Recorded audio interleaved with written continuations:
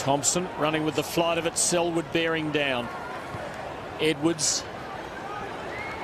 Van Berlo, who's played behind the centre, been steady. It's not terribly constructive. Riley now sits it up. Porplesia, used the body beautifully to subdue Scarlett in that contest. He's a hard man to beat, Matthew Scarlett. None harder in the game. Had some good one-on-one victories, Jason Porplesia, on Scarlett tonight. It was really clever, as you called, Tim. He just got himself into a really good position, leapt early, protected the space with his body. He's a clever player and really important in this side. He's their best bet around goal.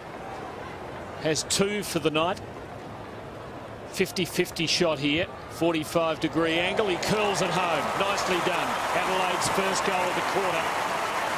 But the margin remains at 49 points.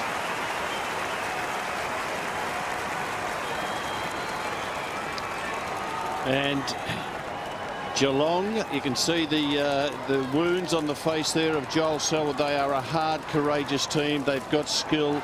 They've got a heap of things going their way, but one of them is courage. And time and again, you see Geelong players running back with the flight of the ball. When it's their turn to go, they will unflinchingly go. And that's why they respect each other and they expect each other to go for the hard ball when it's their turn. And that is why they are one hell of a team. Skill-wise, courage-wise, and smarts. They are just the complete package. You think he likes hard? Hard is good. Edwards might go all the way here. Runs to 45 and drills it.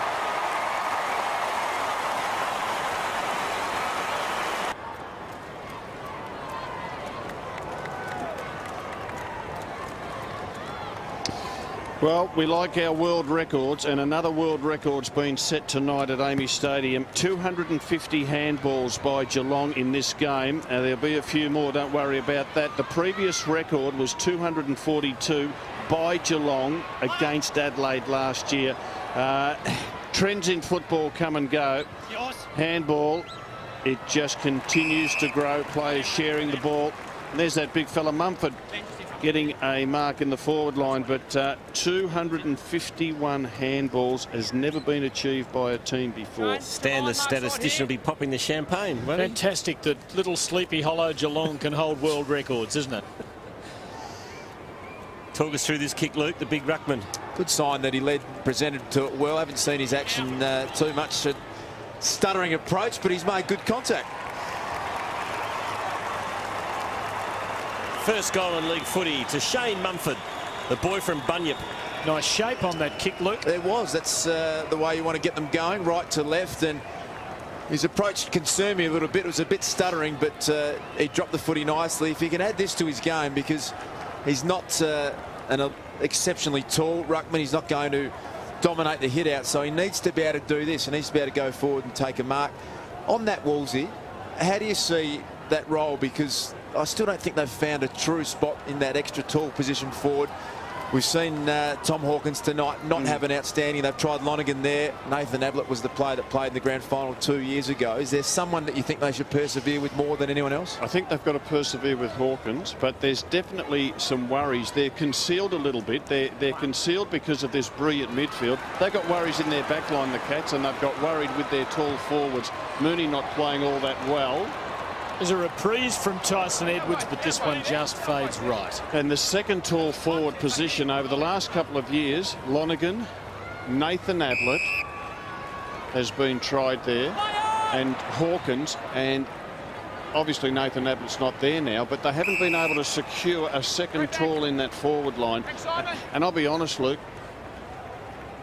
you haven't trained for over a year, if you stood in the goal square at Geelong, you'd kick on average 2 goals a game with the amount of ball coming in. That's why I reckon Brad Ottens is their best bet. So if he can get fit again, you need him to play minutes in the ruck, but I reckon he's their best extra tall forward. If he can get games into him, if you needed something to go to in a grand final, I reckon he's the one. If Mooney's quiet. Absolutely. But they also desperately need to get Tom Harley in that back line just to toughen it up, to harden it up. Harley takes more marks off the opposition's boot in the defensive 50 than any other player in the comp, which means he's courageous and he reads the ball really well. I think Darren Milburn's struggling. Obviously no Josh Hunt back there. But this brilliant midfield, it's not a midfield of, say, Fab 4 or Fab 5. It's more like a Fab 10 of players who can go through the midfield and hold their end up, get plenty of the ball. And because the midfield's dominant, the back line's protected and the forward line gets ample opportunity. Stokes to Selwood. Forces it inside 50. Corey's in there. He's played a great game too. He's up to 34 disposals. Gee, tries hard, Joel Corey. He's a star. Just so unassuming, isn't he? Yeah, and he's won best and fairest down there in that midfield. There's the skipper. Yeah, Tom. Ken Hinkley. There's Gary Ablett, Wolsey. 45 possessions, 3 goals, 1 for the night. Just checking with the boys at Champion Data. The official record is Greg Williams in 1989 with 53 disposals. Well, apparently I hear it's unofficial. Maybe that was Greg Williams' own stats that he took, but not far off it tonight, Gary Ablett. To kick 3 goals with that, I'm not sure he could play a better game.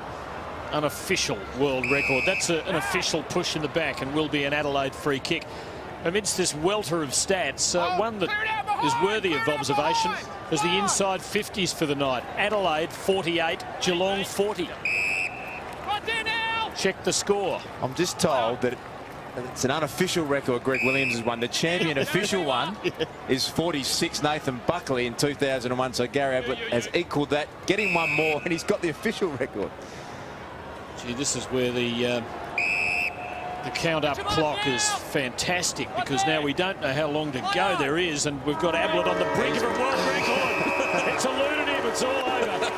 And the Cats have won their 4th straight for the season, and in the end they've done it by 48 points.